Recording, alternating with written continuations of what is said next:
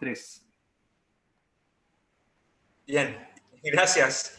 Bueno, siempre un gusto estar con los hermanos. Un caluroso abrazo desde la calurosa quinta región de Chile.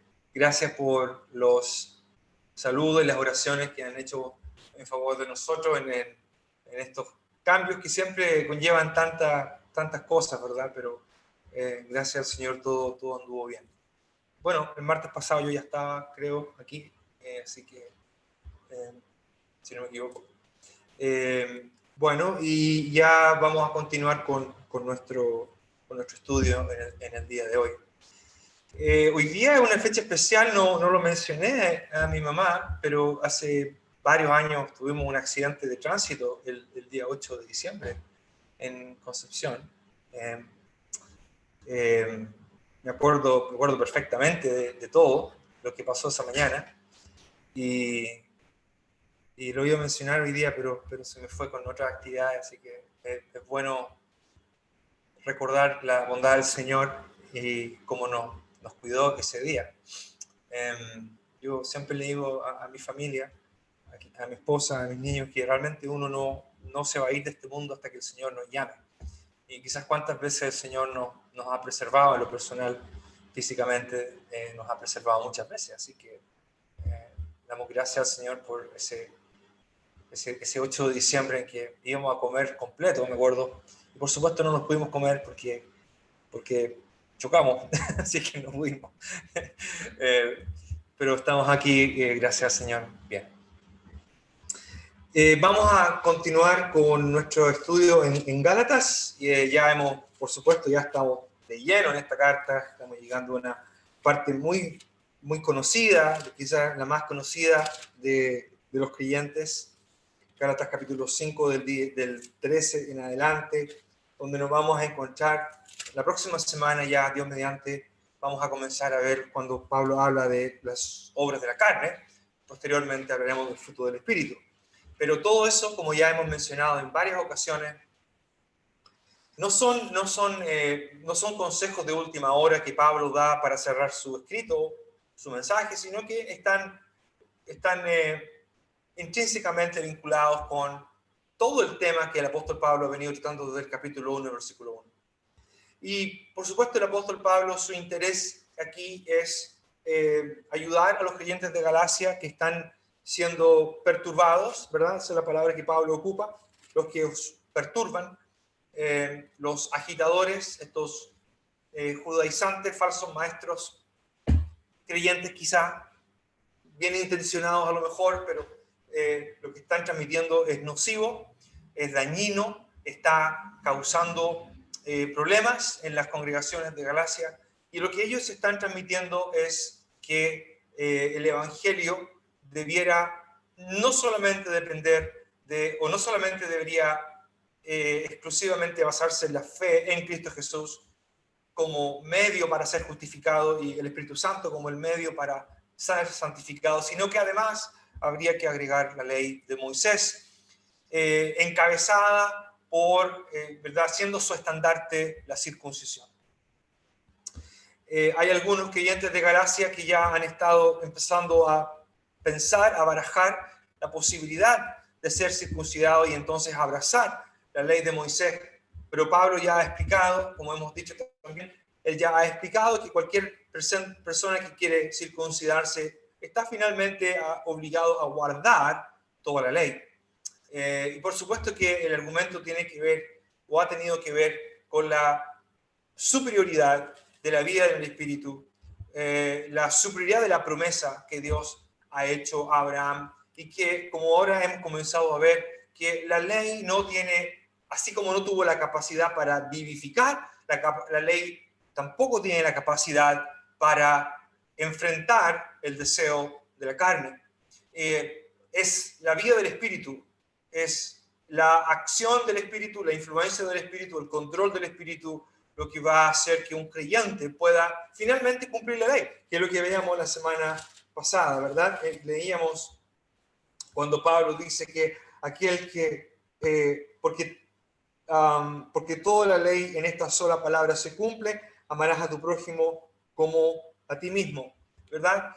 finalmente decíamos también que el creyente no es llamado a guardar la ley, pero más bien por el Espíritu el creyente tiene la capacidad de cumplir lo más importante de la ley, que es amar a Dios con todo el corazón, con toda la mente, con toda su alma, con todas sus fuerzas, y a su prójimo como a él mismo.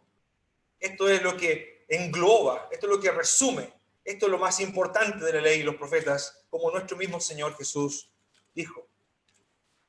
También decíamos la semana pasada que puede surgir la pregunta de por qué alguien, ¿verdad? ¿Por qué los creyentes querrían abrazar abrazar la ley como un medio extra para su vida cristiana? Y lo que concluíamos la semana pasada es que es muy probable que los creyentes, como usted y yo, estamos enfrentados día a día a esta batalla que el creyente tiene contra el enemigo, contra el mundo, contra la carne. Y probablemente en el mensaje que los perturbadores estaban transmitiendo, estarían prometiendo que al albergar la ley, que al ser circuncidado y albergar la ley, esto les daría capacidad, les ayudaría a poder superar, vencer el enemigo o los deseos de la carne, como vamos a ver hoy día. Pablo, por supuesto, está insistiendo y va a ser muy claro que eso no es posible. Y no es la única parte donde lo dice. Vamos a ver, en algún momento vamos a ver un pasaje en otro lado donde vamos a ver que Pablo mantiene la misma forma de pensar. Bien, vamos a compartir aquí la pantalla. Ok. Del 13 aquí donde estamos, ¿verdad? Porque vosotros, hermanos, la libertad fuisteis llamados, solamente que no uséis la libertad como ocasión para la carne, sino servíos por amor los unos a los otros. Porque toda la ley en esta sola palabra se cumple: amarás a tu prójimo como a ti mismo. Pero si os mordéis y os coméis unos a otros, mirad que también no os consumáis unos a otros. Y lo que decíamos la semana pasada era que el pasaje que Pablo está, lo que está diciendo aquí, ¿verdad? Está probablemente describiendo una situación real dentro de las congregaciones que va potencialmente a terminar destruyendo a las congregaciones, destruyendo a los creyentes. La idea de consumir, decíamos que conlleva la idea de destrucción. Versículo 16, digo pues, andad en el Espíritu y no satisfagáis los deseos de la carne, porque el deseo de la carne contra el Espíritu y el del Espíritu es contra la carne, y estos se oponen entre sí para que no hagáis lo que quisierais. Pero si sois guardados por el poder, si sois guiados por el Espíritu, no estáis bajo la ley. Y manifiestas son las obras de la carne, que son adulterio, fornicación, inmundicia, lascivia, idolatría, hechicerías, enemistades, pleitos, celos, iras, contiendas, disensiones, herejías, envidias, homicidios, borracheras, orgías y cosas semejantes a estas, acerca de las cuales os amonesto, como ya os lo he dicho antes, que los que practican tales cosas no heredarán el reino de Dios. Mas el fruto del Espíritu es amor, gozo, paz, paciencia, benignidad, bondad, fe, mansedumbre, templanza. Contra tales cosas no hay ley, pero los que son de Cristo han crucificado la carne con sus pasiones y deseos. Si vivimos por el Espíritu, andemos también por el Espíritu. No nos hagamos vanagloriosos, irritándonos unos a otros, envidiándonos unos a otros. Bien, la porción sigue, pero por el tiempo vamos a quedar hasta ahí.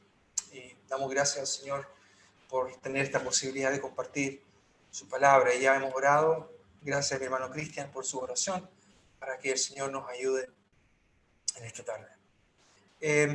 Vamos a enfocarnos hoy día solamente en los versículos 16, 17 y 18, porque luego vamos a entrar a este largo listado que Pablo coloca aquí, que le llama las obras de la carne. El versículo 16 al 18, por supuesto, están muy vinculados con lo anterior. Estos títulos aquí no son de mucha ayuda muchas veces en nuestra Biblia.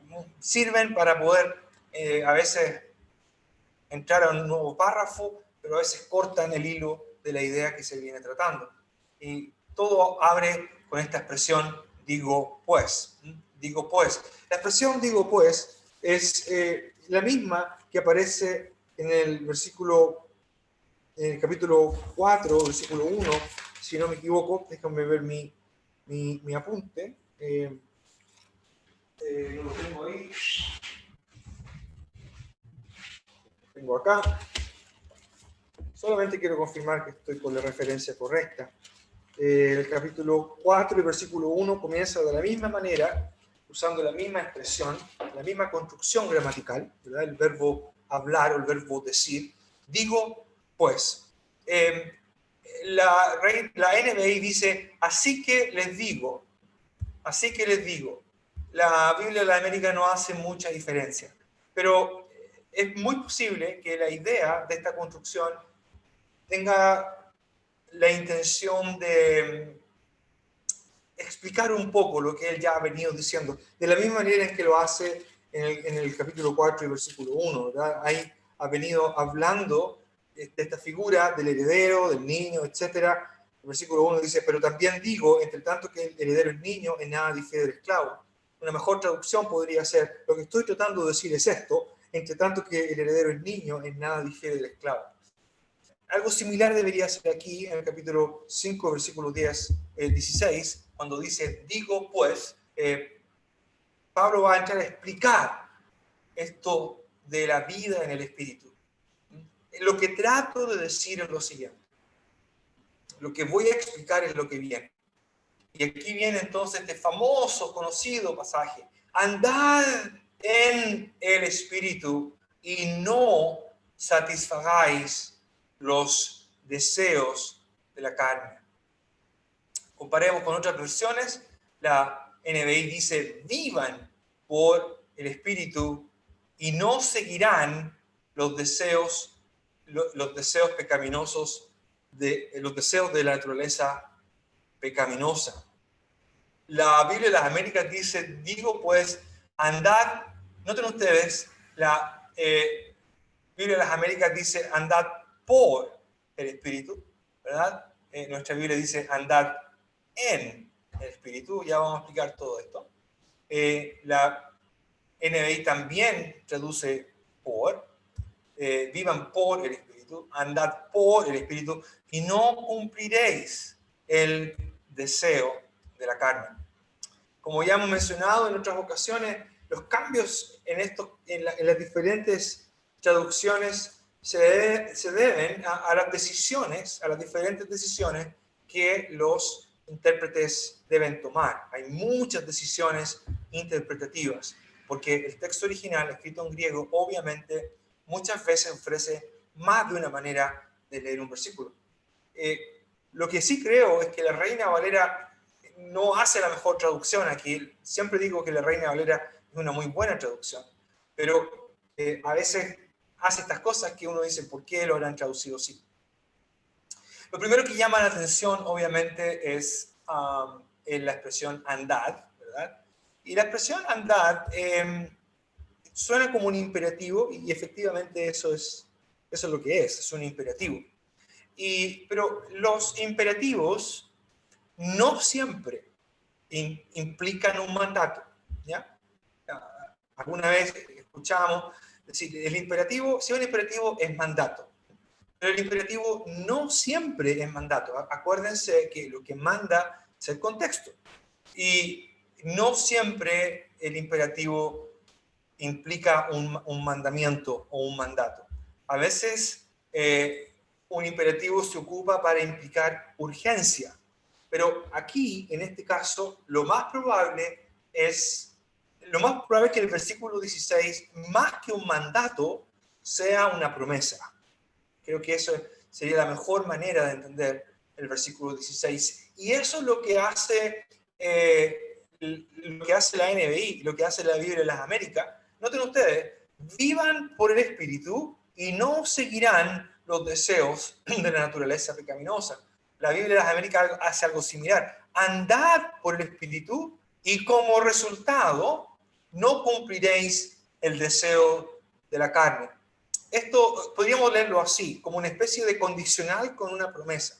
si viven por el Espíritu o si andan por el Espíritu, entonces no seguirán, no cumplirán el deseo de la carne. Eso es lo que en términos técnicos se conoce como una prótesis y una apóstasis. Lo van a encontrar quizá en algún libro cuando estén estudiando, cuando se habla de una prótesis y apóstasis. Y la prótesis tiene que ver con la primera condición y la apóstasis tiene que ver con lo que se cumple, si es que lo primero se llega a realizar. Entonces, la NBI y la Biblia de las Américas creo que siguen mucho mejor, le hacen mucho más justicia al original. El vocablo andar, el verbo griego peripateo, ¿verdad? Verbo muy común y que no solamente en el Nuevo Testamento, sino que también en el Antiguo Testamento, en el Antiguo Testamento en hebreo el verbo es halak o halaj, andar o caminar, que puede usarse tanto en término literal, ¿verdad? Andar o caminar, o en un término ético, en términos éticos espirituales. Una de las cosas que pareciera ser que Pablo tiene en mente aquí es Ezequiel capítulo 36 y el versículo 27. Hay otras referencias, capítulo 11, capítulo 37 de Ezequiel también. Dice el versículo 27 de Ezequiel 36, y pondré dentro de vosotros mi espíritu y haré que andéis en mis estatutos y guardéis mis preceptos y los pongáis por obra. El capítulo 11, lo leo ya que estoy aquí en Ezequiel, en el capítulo 11, famoso, ¿verdad? Conocido pasaje de la promesa de Dios, del nuevo pacto, el espíritu que derramaría en los corazones de su pueblo. Le daré un corazón y un espíritu nuevo pondré dentro de ellos y quitaré el corazón de piedra de en medio de su carne y le daré un corazón de carne para que anden en mis ordenanzas y guarden mis decretos, los cumplan. Me sean por pueblo y yo sea a ellos por Dios. Así que la idea de andar tiene una connotación tanto en el Antiguo Testamento como en el Nuevo. Tiene una connotación ética y tiene una connotación espiritual, tiene una connotación religiosa, si quiere. La manera en que una persona se conduce en relación con su Dios. De hecho, cuando el profeta Miqueas habla y dice, oh hombre, qué es lo que Dios espera de ti, ¿verdad? O Dios te ha declarado lo que espera de ti, sino que le ames, que le temas, que andes en humildad delante de él. Aparece ahí la idea de andar, de caminar con Dios. La NBI lo tradujo vivan por el Espíritu, porque obviamente está interpretando el verbo peripateo, caminar o andar, lo está interpretando y aplicando a la idea que Pablo tiene en mente. Andar tiene que ver con vivir, andar tiene que ver con comportarse, andar tiene que ver con la manera en que uno vive el día a día. Y obviamente el concepto de caminar resume muy bien esa idea. Lo segundo de este versículo, ¿verdad?, es cómo tomamos lo que se llama el dativo. La palabra espíritu está en dativo, marcando lo que se llama un objeto indirecto. El espíritu está en dativo, y el dativo puede ocupar diferentes maneras, puede ser interpretado de diferentes maneras. Puede ser instrumental, puede ser indicar la manera en que se realiza la acción, o puede también indicar esfera, ¿verdad? Si lo leemos como la Reina Valera, andar en el espíritu, la preposición en indica la esfera en la cual ese andar debe producirse. Entonces ahí el dativo de la palabra espíritu cumpliría esa función. Es un dativo de esfera o de ambiente. Andar en el espíritu, Pablo quiere decir, caminen, vivan en la esfera, en el dominio del espíritu. Esa es una manera de entenderlo. Sin embargo, la NBI y la Biblia de las Américas toman el dativo espíritu, entre paréntesis. Nosotros siempre vemos la palabra espíritu en español de la misma manera, ¿ya? Siempre lo vamos a ver espíritu. Si es acusativo, es espíritu. Si es nominativo, es espíritu. Si es dativo, es espíritu. Si es genitivo, igual siempre va a decir espíritu, pero en griego las cuatro formas están muy marcadas. Y eso es muy fácil de detectar. y es muy útil, ¿verdad?, para entender cómo funciona gramaticalmente y sintácticamente un versículo. Entonces, el vocablo espíritu está en dativo. Y lo que hace la nueva versión internacional y la Biblia de América es que lo toman como instrumental. Es decir, Pablo dice, andad por el espíritu, es decir, andad por la influencia, por el efecto, por el trabajo, por la presencia del espíritu. En otras palabras, que su andar sea un andar potenciado, energizado, suplido por el espíritu, por el efecto, por la influencia, por el control del espíritu. Y la mayoría de los intérpretes concuerdan en que el espíritu aquí debería ser instrumental. También algunos piensan que puede ser de indicar la manera en que alguien debe andar, es decir, andar a la manera en que el espíritu o la vida espiritual debería ser, pero la mayoría piensa que es instrumental. En otras palabras, Pablo está diciendo aquí que el andar del creyente tiene que ser un andar influenciado, guiado, sustentado por el Espíritu, controlado por el Espíritu. De esa manera, la acción de andar no recae tanto en el creyente, o más bien dicho, la promesa de no satisfacer los deseos de la carne no va a recaer tanto en el creyente caminando en el Espíritu, sino más bien en el Espíritu siendo aquel que capacita al creyente para poder enfrentarse y vencer los deseos de la carne. Antes de ver la segunda frase, ¿verdad?, y ver la frase completa, Pablo dice, esto es lo que estoy tratando de decirles, ¿verdad? Digo pues, esto es lo que estoy tratando de transmitirles. Continúen andando por el Espíritu. Y aquí hay algo importante en cuanto al imperativo. El imperativo está en presente.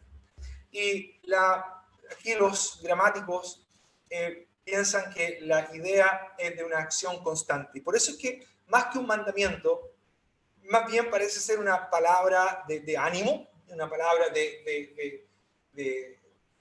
una palabra más bien que expresa promesa. Continúen andando en el Espíritu. Sigan andando en el Espíritu. Más que un mandamiento, entonces, Pablo está dando el secreto para lo que viene en la segunda parte del versículo 16. Continúen caminando, continúen viviendo, siendo guiados, siendo influenciados, controlados por el Espíritu, y de esta manera no cumplirán los deseos de la carne. Aquí es donde quizá está la mayor diferencia de lo que hace la Reina Valera con el verbo que se tradujo aquí, satisfacer. El verbo realmente es el verbo teleo. El verbo teleo significa llevar algo a su fin o llevar algo a su término. Pablo ha ocupado un verbo muy parecido, epiteleo, el mismo verbo con la preposición epi al principio, y en el versículo 3 del capítulo 3 de Gálatas, Pablo dice, tan necios sois, habiendo comenzado por el Espíritu, ahora vais a acabar, a terminar por la carne. Ocupa ahí ese verbo epiteleo. La idea es llegar al fin, al término, completar. Se tradujo aquí satisfacer, porque obviamente si alguien sucumbe al deseo de la carne, lo que está haciendo es cumplir, ¿verdad? Llevar a fin, llevar a término, darle el gusto, terminar, ¿verdad? Lo que la carne dicta. Pablo aquí dice, andad, caminad por el Espíritu, continuad caminando por el Espíritu y no cumpliréis. Me gusta mucho lo que hace la Biblia de las Américas aquí, y no cumpliréis el deseo. Nuestra Biblia es plural, pero realmente es singular. El vocablo epistomía está en singular aquí. La Reina de la Biblia de las Américas correctamente lo tradujo como singular. Y no cumpliréis. Noten ustedes que la Reina Valera dice, y no satisfagáis. Lo que hay aquí, quizá es un poco difícil de ver, pero lo voy a marcar de todas maneras. Lo que tenemos aquí es una doble negación en griego, que es algo que no se hace, si no me equivoco, en español. Una doble negación, u y me, dos negativos juntos. Eso es muy común en griego. Y luego lo que tenemos es el verbo teleo, ¿verdad? Que está en una forma llamada aorista, un tiempo aoristo, pero en modo subjuntivo. No es imperativo. La Reina Valera lo traduce como si fuera imperativo. Andad de la carne y no satisfagáis los deseos de la carne.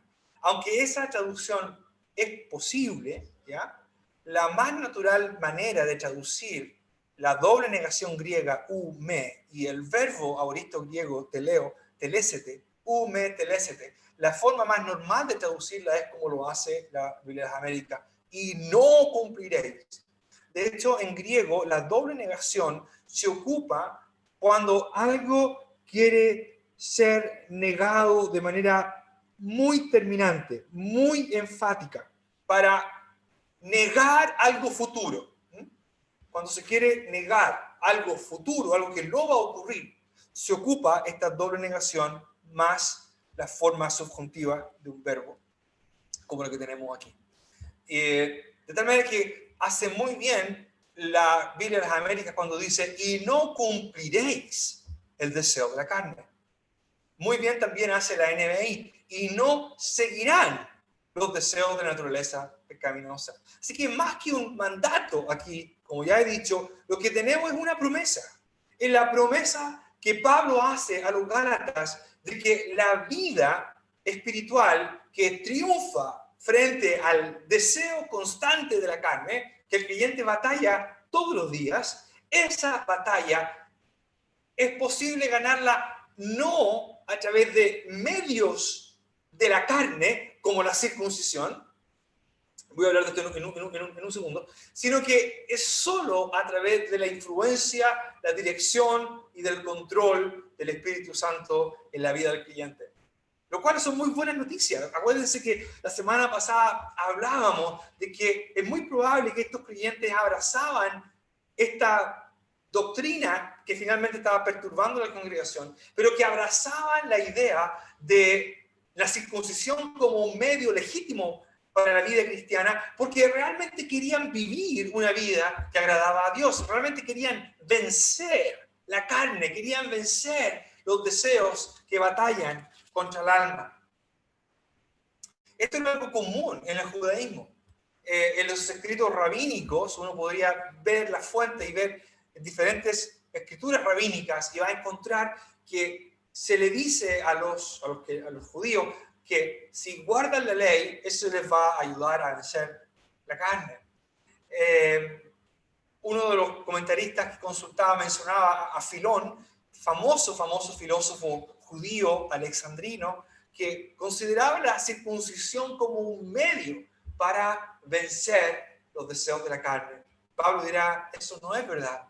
Y es muy posible que la circuncisión se haya convertido en algo tan prominente en el mensaje de los perturbadores, de los agitadores, se haya convertido en su caballito de batalla. Porque probablemente posiblemente decían que la circuncisión sería el medio para poder ganar la batalla contra los deseos de la carne. Era muy común en el primer siglo, en la cultura greco-romana, no solamente los judíos, en la cultura greco-romana se hablaba constantemente de cómo poder vencer los deseos de la carne. La carne muchas veces se presentaba como algo negativo, algo que la Biblia no hace realmente. Obviamente presenta la carne como a veces un principio que se opone, como vamos a ver aquí, pero la carne de por sí, este cuerpo, el Nuevo Testamento lo presenta como algo positivo, a tal punto que va a ser resucitado, ¿verdad? Para estar en nuestra próxima etapa con el Señor, con Él, siendo resucitados si es que llegamos a partir, o siendo transformados cuando Él venga. Pero, por ejemplo, la filosofía estoica, griegos, los estoicos, ellos también hablaban mucho, pero ellos hablaban a la razón, la mente, el espíritu superior a la carne y a aquella persona que era capaz de aprender a usar la razón, la mente, era finalmente capaz de dominar estos deseos que siempre se presentaban en listas como la que vamos a ver aquí. Estas listas no son propias, no son inventos de Pablo. Estas listas aparecerían en otros escritos también, porque era muy conocida esta clase de listas, listas de vicios, listas de virtudes, estaban también en otros escritos. Y Pablo obviamente lo hace guiado por el Espíritu Santo para los creyentes. Volviendo a nuestro versículo 16 es entonces una promesa, no un mandato, a decir, andad por el Espíritu y no satisfagáis los deseos de la carne. Más bien es la promesa de que si el creyente continúa, persiste en que el Espíritu Santo trabaje en su vida, eso lo va a capacitar, le va a dar la fuerza, el poder que la ley ni ningún recurso externo puede dar para vencer la carne. La carne no se vence a través de métodos carnales. La carne, el deseo de la carne no se vence, no se derrota con decisiones externas o con actos externos. Nada de eso tiene poder sobre la carne. Lo que iba a leer con usted era Colosenses, capítulo 2, lo voy a poner aquí. Colosenses, capítulo 2, y el versículo, aquí está el versículo 20. Si pues habéis muerto con Cristo en cuanto a los rudimentos del mundo, acuérdense que estudiamos esta frase, ¿verdad? Los rudimentos del mundo. ¿Por qué si vivieseis como si vivieseis en el mundo os sometéis a preceptos tales como no manejes, ni gustes, ni aun toques en conformidad a mandamientos y doctrinas de hombres, cosas que todas se destruyen con el uso? Tales cosas tienen a la verdad cierta reputación de sabiduría en culto voluntario, en humildad y en duro trato del cuerpo, pero no tienen valor alguno contra los apetitos de la carne. La NBI dice, si con Cristo ustedes ya han muerto a los principios de este mundo, ¿por qué? Como si todavía pertenecieran al mundo, no se someten a preceptos tales como no tomes en tus manos, no pruebes, no toques. Estos preceptos basados en reglas y enseñanzas humanas se refieren a cosas que van a desaparecer con el uso. Tienen sin duda apariencia de sabiduría con su afectada piedad, falsa humildad y severo trato del cuerpo, pero de nada sirven frente a los apetitos de la naturaleza pecaminosa. Creo que como creyentes daríamos un tremendo paso en nuestra vida cristiana cuando llegamos a entender que nuestro progreso espiritual depende única y exclusivamente de lo que el Espíritu haga en nosotros. Obviamente, para que el Espíritu trabaje en nuestra vida, tenemos que llenar nosotros nuestra mente de la palabra, porque eso es lo que el Espíritu va a usar. Es la palabra de Dios, ¿verdad? El apóstol Pablo dirá, la palabra de Cristo more en abundancia en vosotros. La palabra debe morar, permanecer de manera abundante. Eso es lo que el Espíritu va a usar para traerlo a nuestra mente, para traerlo a la memoria, para ocuparlo, para que su influencia en nosotros sea más real y más efectiva.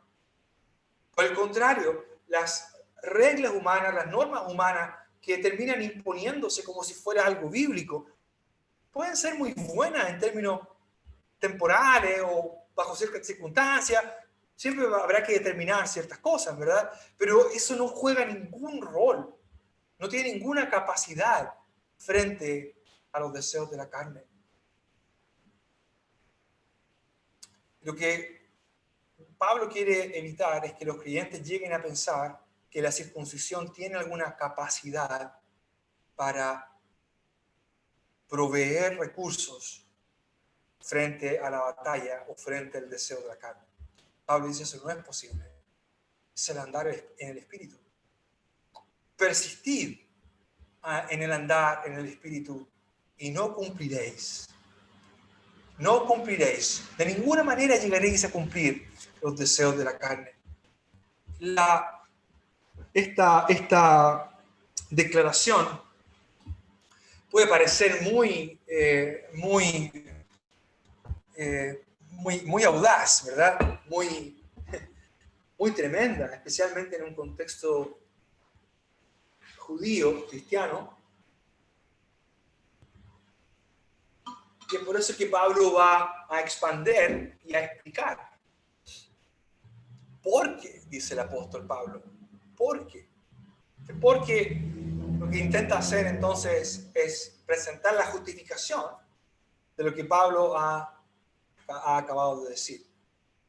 Lo que va a decir es que el deseo de la carne es contra el espíritu y el del espíritu es contra la carne.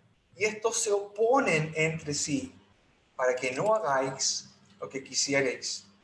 Lo primero, y este es un versículo, se ve sencillo, pero es mucho más complejo de lo que uno podría pensar. Por ejemplo, uno podría pensar que el deseo del espíritu y el deseo de la carne y el espíritu son dos fuerzas iguales que están chocando, pero eso no es así. El deseo de la carne bajo ninguna circunstancia es igual, menos superior al espíritu. Así que uno tiene que descartar esa idea, si es que alguien la tenía en mente. No son dos fuerzas de la misma magnitud que están colisionando, que están chocando, porque el espíritu obviamente es Dios. El espíritu es Dios que vive en el creyente y el espíritu suple, capacita al creyente. Lo segundo es que es muy llamativo que Pablo aquí ocupa un verbo. Se tradujo como el deseo, porque el deseo de la carne, pero realmente ocupa un verbo aquí.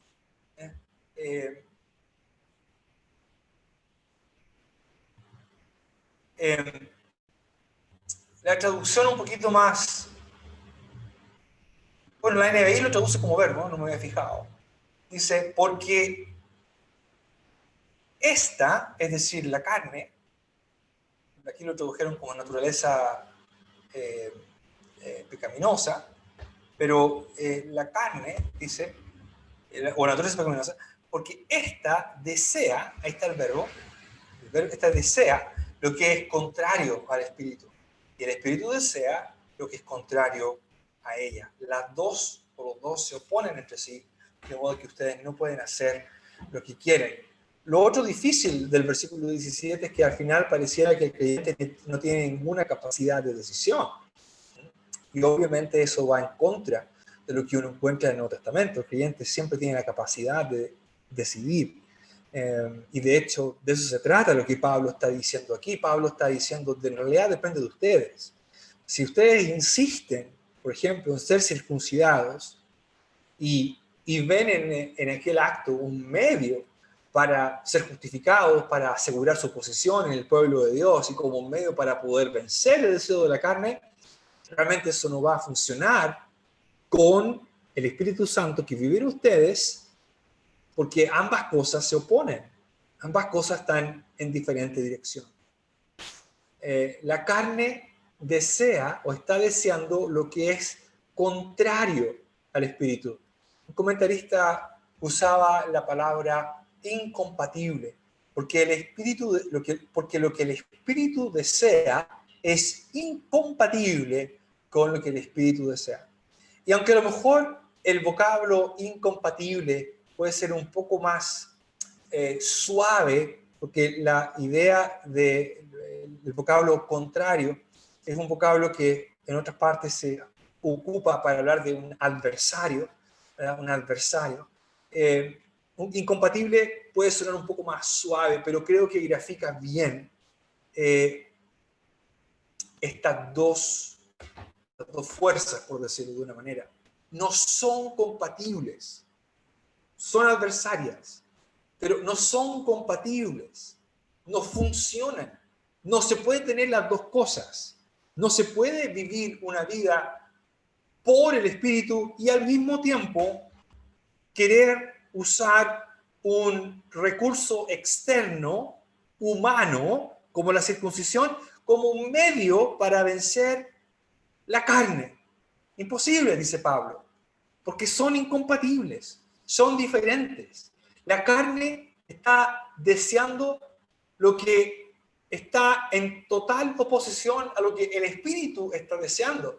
Y lo que el espíritu está deseando, lo que el espíritu desea, el anhelo del espíritu, no tiene nada que ver con lo que la carne anhela o lo que la carne desea. Ambos se oponen entre sí. El mismo versículo dice, los dos se oponen entre sí, de modo que ustedes no pueden hacer lo que quieren. El versículo en la Biblia de las Américas dice de manera que no podéis hacer lo que deseáis. Quizás la manera más natural de entender este versículo no es, primero, no es que el creyente no tenga ninguna capacidad de decidir, como ya he explicado, sino que más bien lo bueno que el creyente puede hacer, ¿verdad? El deseo de la carne es contra, el del espíritu es contra la carne, y esto se opone, es decir, para que no hagáis lo que quisierais, podría estar entonces en relación con lo que la capacidad de decidir que tiene el creyente, y que esa capacidad de decidir esté guiada, influenciada, potenciada por el Espíritu. Ya anteriormente, Pablo ha dicho, porque a libertad fuiste llamados en el versículo 13, solamente que no uséis la libertad como ocasión para la carne, sino servíos por amor los unos a los otros. El Espíritu Santo en el creyente va a asegurar que ocurra en el creyente esta tensión constante. De hecho, una persona que viva solo para los deseos de la carne, Pablo va a decir más bien esa clase de persona se asemeja a alguien que no ha sido regenerado. Como lo dice aquí mismo en el versículo 21, al final de la lista, dice acerca de las cuales os amonesto, como ya os he dicho antes, que los que practican tales cosas no heredarán el reino de Dios. No heredarán el reino de Dios. De tal manera que si una persona vive, su andar es caracterizado por las obras que Pablo menciona, las obras de la carne, sin ninguna clase de oposición, más bien eso es una mala señal. Y si piensa que por hacer algo externo como la circuncisión va a tener la capacidad de dominar estas cosas, Pablo dice, eso no va a funcionar tampoco. Así que la promesa que Pablo da en el versículo 16 se justifica y se sustenta en la realidad de estas dos me gusta la palabra fuerza, pero de estos dos principios, en un lado la persona divina del Espíritu Santo, y por otra parte ese principio, la carne aquí probablemente se asocia a ese principio que lleva a las personas a pecar, ese deseo constante de querer hacer lo que nosotros queremos hacer, ¿verdad? Lo que se nos antoja. Finalmente eso es lo que es, en eso consiste el pecado. Bien, en el versículo 18, Pablo dice, pero si sois guiados por el Espíritu, si sois guiados por el Espíritu, no estáis bajo la ley. Si estáis siendo guiados por el Espíritu, Pablo ocupa aquí un tiempo presente, en voz pasiva. Mencionaba al principio de la reunión que la palabra espíritu en el versículo 16 está en dativo y probablemente sea un dativo de instrumental, y esto lo refuerza el versículo 18 también es dativo, pero si el espíritu es quien les guía, si sois guiados por el espíritu, de tal manera que me parece que contextualmente hablando la idea es que no es tanto esfera, sino más bien la influencia y el control del Espíritu Santo. Y aquí Pablo lo dice claramente, pero si sois guiados por el Espíritu de Dios, el verbo guiados es el verbo ago. Si ustedes alguna vez lo vimos, hablamos del paidagogos, el paidagogos, el ago, ¿verdad? Quien guía al paidas, el niño, quien lo guía. Pablo ahora habla del Espíritu que está guiando al creyente. Pero si sois guiados, si estáis siendo guiados por el Espíritu, no estáis bajo la ley. La expresión no estáis bajo la ley o estar bajo la ley. Ya Pablo lo ha ocupado aquí en Gálatas, en el capítulo 3, versículo 23.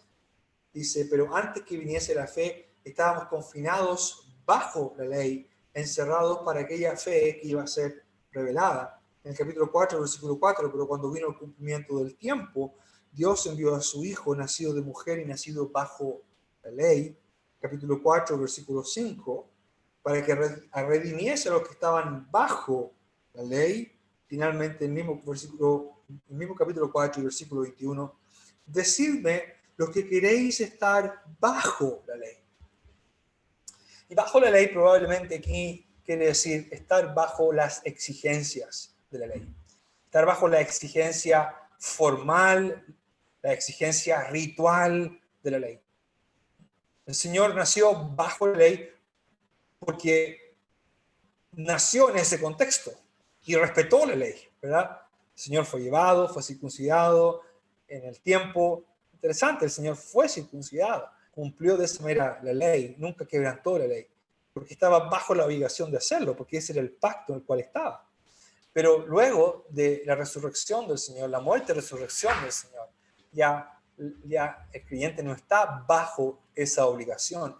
Y si alguien quiere estar bajo la ley, realmente lo que está haciendo es querer someterse o ponerse bajo un sistema que ya cumplió su función del punto de vista ritual, del punto de vista legal, del punto de vista ceremonial. Ya no es necesario guardarla. Hay una parte ética, que es lo que Pablo ha mencionado, ¿verdad? La ley se resume en una sola cosa: amar al prójimo como a uno mismo. Entonces Pablo dice, si sois guiados por la ley, si estáis siendo guiados por el Espíritu, entonces ya no estáis bajo la ley. Ya no estáis bajo la obligación de guardar la ley. Si el Espíritu es quien le guía, si el Espíritu es quien guía al creyente, si lo guía es porque lo está capacitando, lo está fortaleciendo, le está dando los recursos necesarios para vencer la carne. La ley no puede hacer eso. Así que, hermanos, esta es la maravillosa promesa que tenemos aquí en Gálatas. La libertad cristiana no es hacer lo que uno quiere, sino más bien la libertad cristiana es que la vida del creyente pueda desarrollarse en la esfera del Espíritu, pero principalmente bajo la influencia, bajo el control del Espíritu. Cuando el Espíritu controla nuestra vida, se va a hacer evidente que el creyente cumple, no quebranta la ley, sino que la cumple. Porque la vida llena del Espíritu lo que hace es que el creyente muestre la clase de fruto de justicia, que es lo que Dios siempre ha querido ver en su criatura. Por eso es que es tan hoy día necesario y tan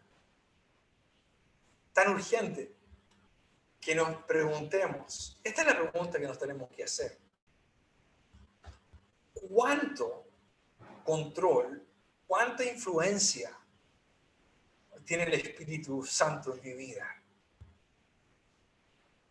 Lo veo, soy capaz de percibir, soy capaz de reconocer que el Espíritu Santo está guiándome.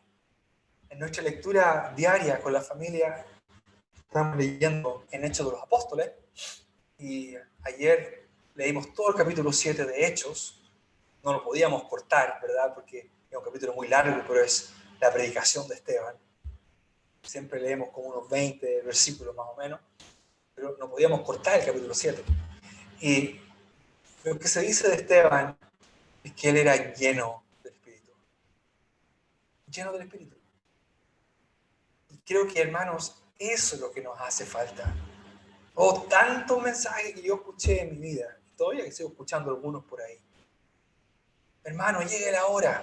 Hermano, vístase decente para la reunión. Hermano, hermana, no se corte el pelo. Hermana, no se pinte.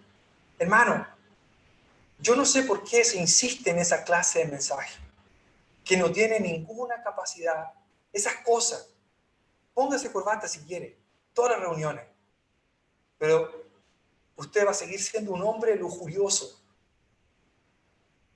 Y va a seguir siendo un hombre de pensamientos sucios. Porque la corbata no puede transformar su mente ni su corazón. Eso no produce ningún cambio. Eso no hace nada en lo espiritual. Eso no produce el fruto del Espíritu. Imposible. Pero muchos creyentes se vanaglorian de eso. Muchos creyentes se sienten superiores por eso.